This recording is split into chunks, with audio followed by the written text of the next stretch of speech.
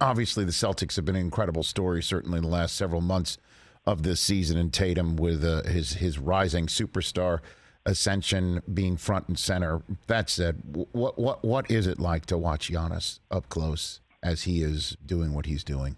It reminds me of LeBron.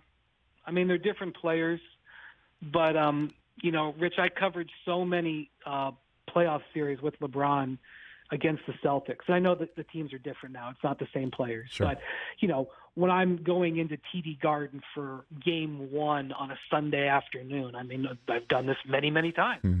And I'm watching a Celtics team that probably has the better team, especially with Chris Middleton out with injury right now. And I'm watching the Bucks have the best player. And I'm watching the best player just will his team to victory. Some nights when he's got his shot working, some nights when things are going against him. And it reminds me of LeBron.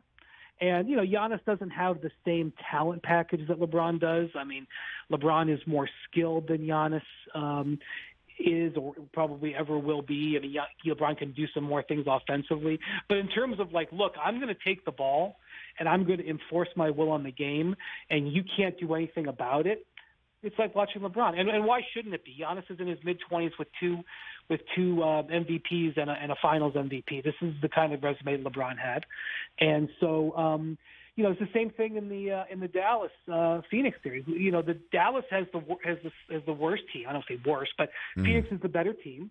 Dallas has the best player. You know how many times LeBron won series when he had the lower seed?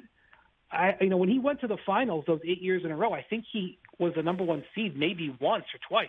He was always winning series when they didn't have home court advantage because he would come into a building and he would take the other team by the throat and he would put them down on the ground until they submitted. And not every game, sometimes a few times the Celtics with the better team did beat them, but he got it done most of the time.